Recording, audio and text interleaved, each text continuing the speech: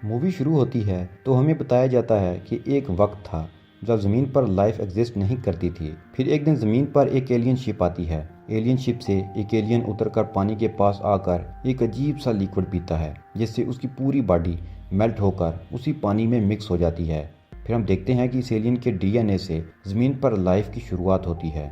उसके बाद हम देखते हैं कि इस वाक़या के हुए लाखों साल गुजर चुके हैं। कुछ साइंटिस्ट पहाड़ों पर रिसर्च कर रहे थे। वहाँ उन्हें केव्स में पुरानी ड्राइंग्स मिलती हैं जिसमें एक शख्स स्टार्स और प्लैनेट्स की तरफ इशारा कर रहा था। उसके बाद ऐसी ही ड्राइंग्स साइंटिस्ट को दुनिया में जगह जगह मिलती हैं। वो सब हैरान हो जाते हैं क्योंकि उस ज़माने में इन इलाकों का आपस में कोई कनेक्शन नहीं था। इतना डिस्टेंस होने के बावजूद भी ये सारी पेंटिंग्स एक जैसी कैसे थीं।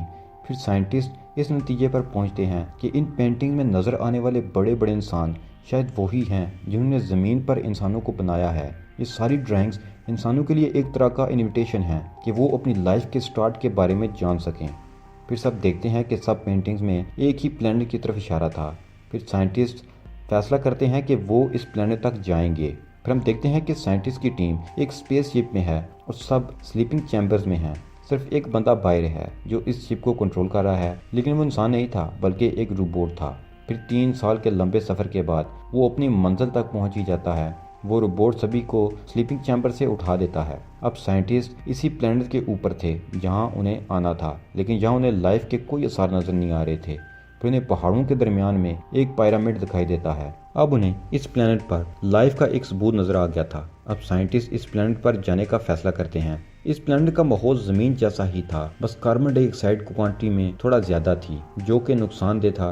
इसलिए वो ऑक्सीजन सूट पहनकर बाहर जाते हैं। कुछ लोग शिप के अंदर ही रहते हैं और बाकी इस पिरामिड में देखने के लिए अंदर जाते हैं। अंदर सबसे पहले डेविड रोबोट जाता है। अंदर जाने पर उसे एक ग्रीसी लिक्विड नजर आता है और साथ ही कुछ बटन्स भी नजर आते हैं। जैसे ही वो बटन प्रेस करता है तो वहाँ प्रोजेक्टर शुरू हो जाता है, जो कि उस जगह की कुछ सीसीटीवी फुटेज थी जिसमें देखा जा सकता था कि लोग वहाँ से बाहर भाग रहे थे। तभी वहाँ एक आदमी का पांव स्लिप होता है और वो गिर जाता है। इतने में ही वहाँ का डोर बंद हो जाता है और उसका हेड दरवाजे की दूसरी तरफ रह जाता है। जैसे ही प्रोजेक्टर बंद होता है तो वो उस जगह जाते हैं जहां वो बंदा वीडियो में गिरा दिखाई देता है। वहां जाने पर सच में उन्हें एक डेड बॉडी नजर आती है। वो इसकी स्कैनिंग करते हैं तो उन्हें पता चलता है कि ये कई हजार साल पुरानी बॉडी है। डेविड रोबोट दीवारों पर लिखी तमाम तहरीरें पढ़कर समझ जाता है। उसे जो ग्रीसी लिक्विड मिला था उससे वो सारे पासवर्ड भी जान लेता है। डेविड इन कोड्स की मदद से पिरामिड का डोर ओपन करता है, जहाँ दूसरी तरफ उन्हें इस डेड बॉडी का सर भी मिल जाता है। वो देखते हैं कि वहाँ बहुत बड़े बड़े स्टैचूज रखे हुए थे जो शायद एलियंस ही हो सकते थे, और वहाँ बहुत सारे पार्ट्स थे।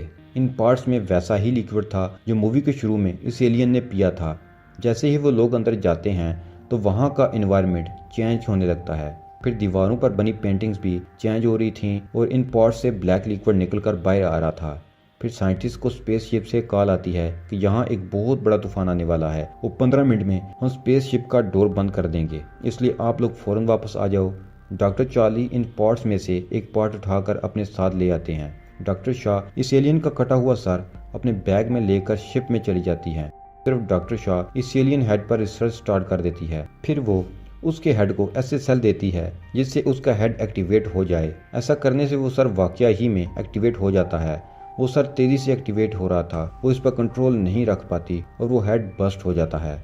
जब साइंटिस्ट इसका डीएनए चेक करते हैं तो वो बहुत ज़्यादा शॉक्ड हो जाते हैं, क्योंकि उसका डीएनए बिल्कुल इंसानी डीएनए से मैच कर रहा था, जिसे देखकर डॉक्टर को यकीन हो जाता है कि हमारे बनाने वाले यही लोग थे।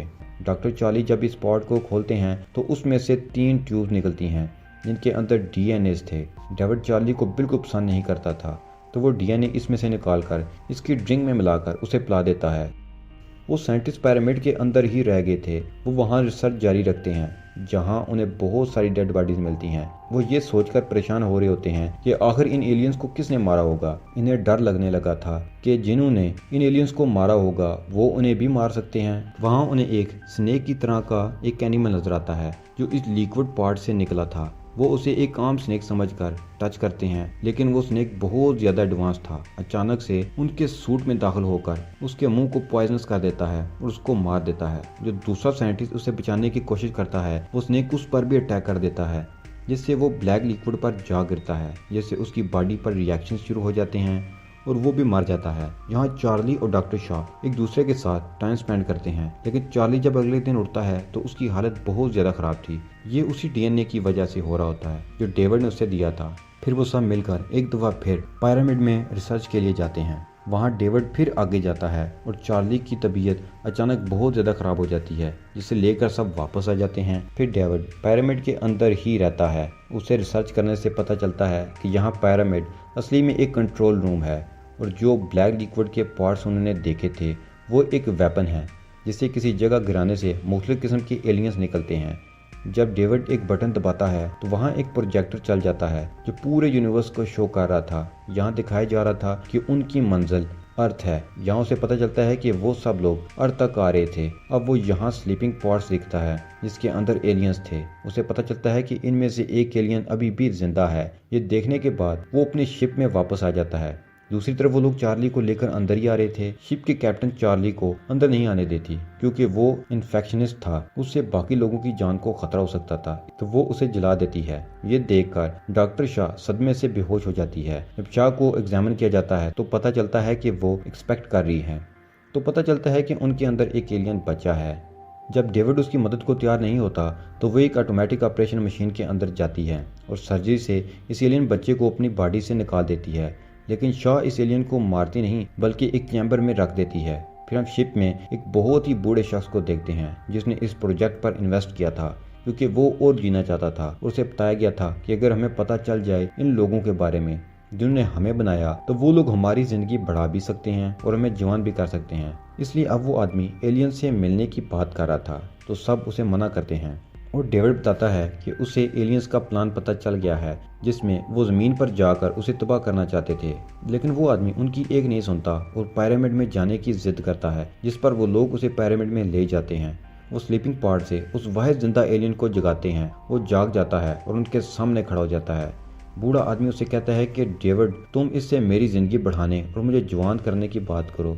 इसलिए इनको पता नहीं क्या होता है और वो डेविड पर अटैक करके उसका सर उतार फेंकता है और बूढ़े आदमी को भी मार देता है।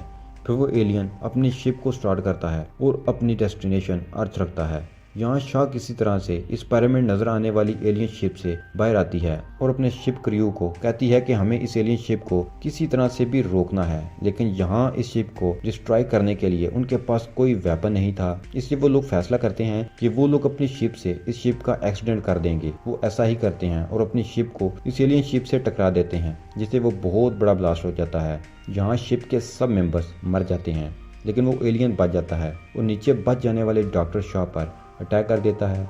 तो वो अपनी शिप के बचे हुए इस हिस्से की तरफ जाती है जहां उसने इस एलियन को रखा हुआ था। वहां वो इस एलियन को इस चैम्बर की तरफ ले जाती है और कैद एलियन को खोल देती है जिससे वो दूसरे एलियन पर अटैक करता है और उसे मार देता है। यहाँ पर शाह अकेली रह गई थी। तभी उसे डेविड की आवाज़ आती है। वो उसे कहता है कि अगर तुम मेरी हेल्प करो तो मैं तुम्हारे घर जाने में हेल्प करूँगा। यहाँ शाह उसकी बात मान जाती है और कहती है कि मैं तुम्हारी हेल्प करूँगी, लेकिन मुझे अर्थ पर नहीं जाना बल्कि इस प्लेनेट पर जाना है जहाँ ये सब एलियन रहते हैं, क्योंकि ये वाला प्लेनेट तो वो एज इंस्ट्रक्टिव मिशन यूज़ किया करते थे। डेविड इसकी बात मान जाता है और दोनों एलियन के स्पेसशिप लेकर निकल जाते हैं और आखिर में हम देखते हैं कि इस प्लेनेट पर एक बहुत ही भयानक एलियन पैदा हो गया था जिससे वीरान प्लेनेट पर बहुत ही भयानक लाइफ शुरू होने वाली थी। और उसके साथ ही ये मूवी यहाँ पर ख़त्म हो जाती है।